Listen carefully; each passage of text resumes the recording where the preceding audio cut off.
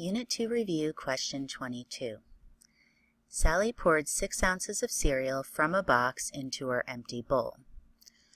What integer represents the change in the amount of the cereal in the box? Well, here I have a picture of the box of cereal, and it had some amount of cereal in it. Let's say it was filled up to there. Now, since we put 6 ounces from the box into the bowl, now the box is, say, down to here, the change in the amount of the cereal in the box would be -6 ounces because it decreased. So what integer represents the change in the amount of the cereal in the bowl? Well, the bowl was empty, okay, and now this cereal went into the bowl, increasing the amount of cereal in the bowl to 6 ounces. So that means the change is +6 ounces, which we usually just write without the positive sign, just 6 ounces. Now we're asked, what does 0 represent in this context in relation to the box? Well, this was the original starting point, so 0 would represent not adding or taking away any cereal from the box. So it would be 0 change in the amount of cereal in the box. What does 0 represent in the context in relation to the bowl? Well, the bowl started out empty, so we could say it means the bowl remains empty. So that's one way to think of it. The bowl remains empty. Or equivalently, 0 change in the amount of cereal in the bowl.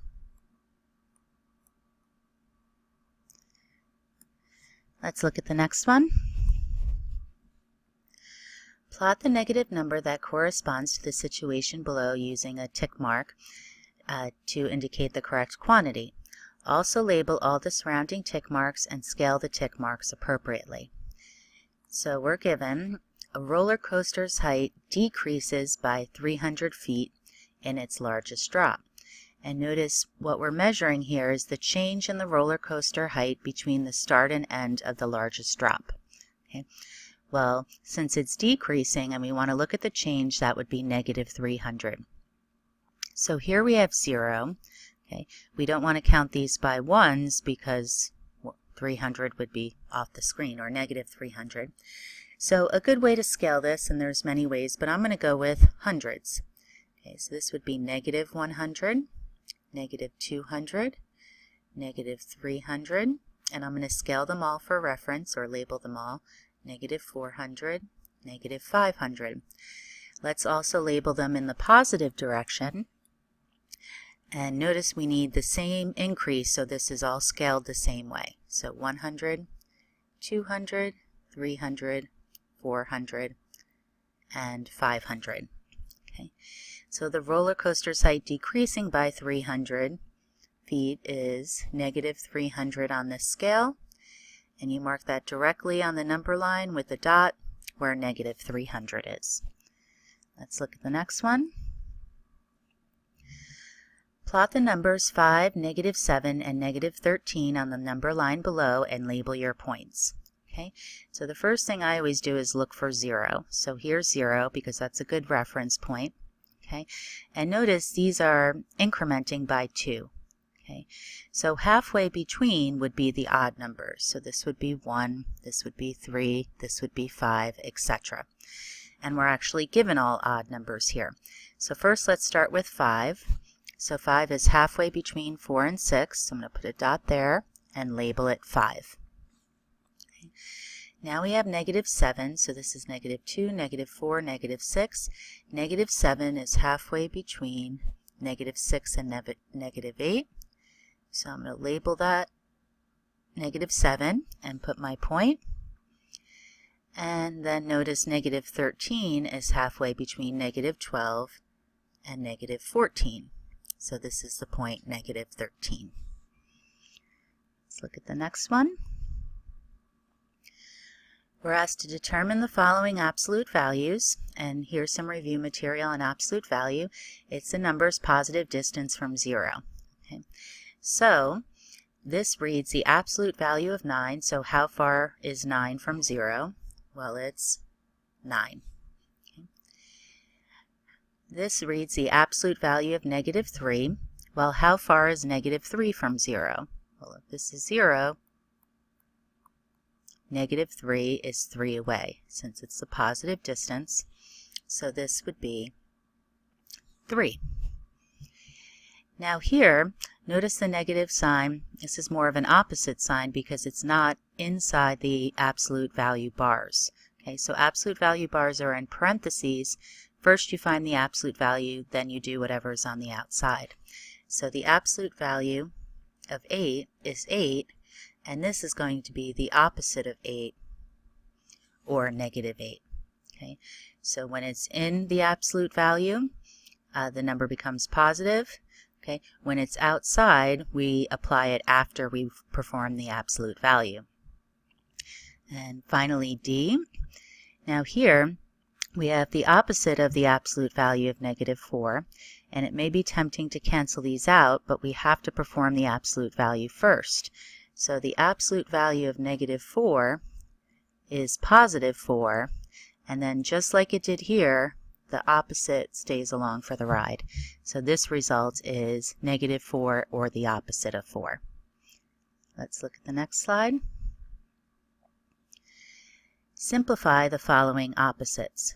Okay, so the opposite of a non-zero number is a number that has the same absolute value but does not equal the number. So the opposite of 4 is negative 4, and the opposite of negative 4 is the opposite of negative 4, which ends up being the positive 4. So basically the opposite is changing the sign. Okay, so the opposite of 6 is negative 6. Now this is the opposite of negative 3. Well, that would be positive 3, which we just write as 3. Now here, we want to kind of start on the inside. Here we have the opposite of 2. Well, that would be negative 2. And then we have the opposite of negative 2 is positive 2. Okay? So notice these opposites sort of cancel each other out. Okay? Now here we have negative 7. The opposite of negative 7 is positive 7. So this part here is positive 7. There's still another opposite sign, so the opposite of 7 is negative 7. Something to note, when there's an odd amount of opposite and negative signs, the result is negative. Here there was 1, here there was 3. When there's an even amount, the result is positive. Let's look at the next one. Insert the correct inequality symbol, either greater than or less than, for each of the following pairs of numbers.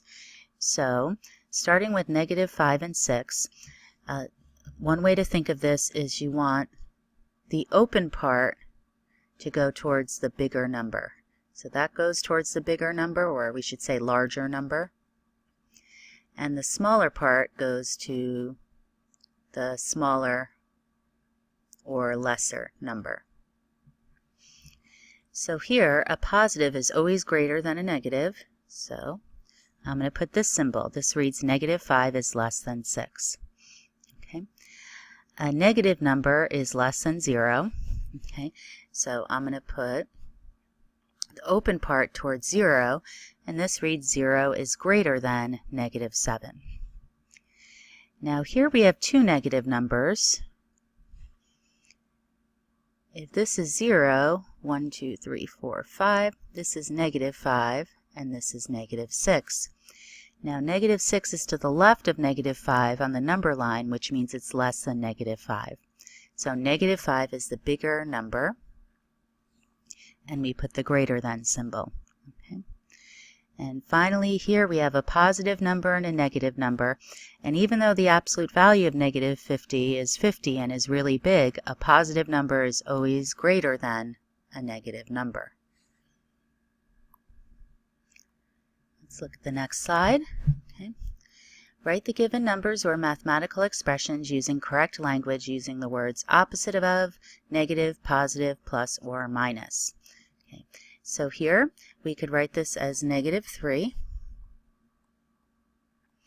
We could also write it as the opposite of 3, but we usually reserve the opposite for a case like the next one when we have more than one sign, or if it was written like this, we would probably say the opposite of 3 instead.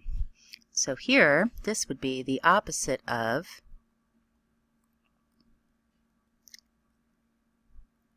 negative 7.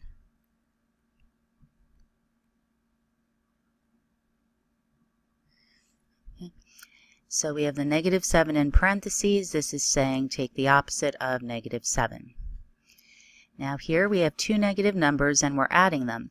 For the addition we say plus. If it was a positive number that this was referring to instead of an operation, we'd say positive. So this is negative 4 plus negative 2.